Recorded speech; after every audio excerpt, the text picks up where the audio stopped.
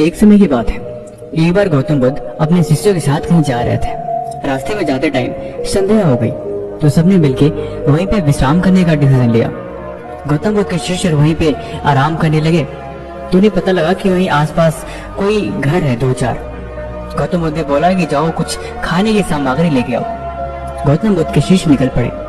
थोड़े दूर जाने के बाद उन्हें घर दिखाई दिया। उन्होंने भिक्षा तो मांगा लेकिन उन्हें पता लगा कि असल में वो घर किसी वैश्य का है। वो कुछ बिना लिए वहां से वापस आ गई। लेकिन वैश्य जब तक दरवाजा खोल के बाहर आई तो उसने गौतम बुद्ध उनके शिष्य को देख लिया था। असल में वो वैश्य गौतम बुद्ध की बहुत बड़ी भक्त थी और वो मनी मन उनके अनुसरण करती थी, उनके बताए गए मार्गों पर चलती थी। लेकिन उसका पेशा ही वैसा था, इस वजह से समाज से कभी एक्सेप्ट नहीं करता था और न ही कभी इज्जत दिया करता था। तो वैश्य अपने घर से बाहर निकल गई और गौतम बुद्ध के पास कुछ दूर आके बोली, महात्मा क्या मैं आपसे कुछ आग्रह कर सकती हूँ? गौतम बुद्ध बोले, हाँ जरूर बताओ। वैश्य ने बोला कि क्या आप मेरे घर के अंदर एक रात विश्राम करना चाहेंगे?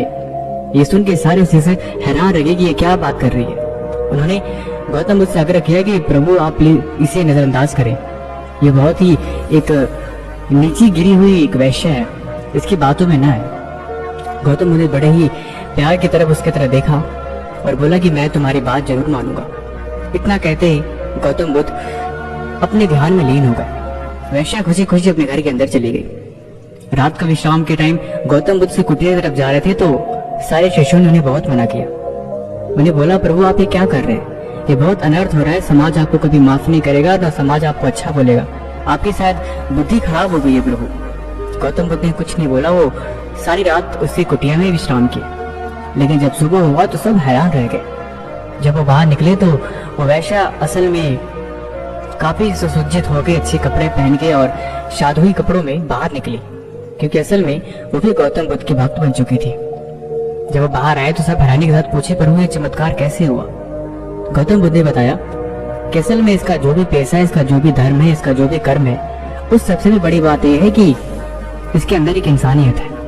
जब एक अच्छा इंसान बुरे कर्म कर सकता है तो बुरे कर्म के रास्ते पे जिसका जो कर्तव्य है उसके अंदर भी भक्ति है, उसके अंदर भी एक समान रूप से इमोशन है। इसीलिए इसके अंदर की भक्ति इसे हमेशा सत्मार्ग पे चलने के लिए प्रेरित करती रहती है और ये अपने इस धर्म के चलते सही रास्ते पे नहीं जा पाती। कोई गलत है इसका मतलब ये नहीं कि उसके कर्म, उसकी सोच भी वैसी गलत है।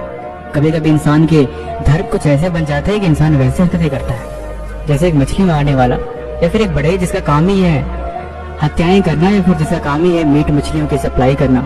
भला उसमें भी भक्ति का एक भाव है, लेकिन इसका मतलब ये तो नहीं कि हम उसे गलत ठहरा लें। इतना सुनते ही गौतम बुद्ध के सारे शिष्य शर्मसार हो गए। उन्होंने उनसे माफी मांगी और वो अपने अपने रास्ते पर चले गए।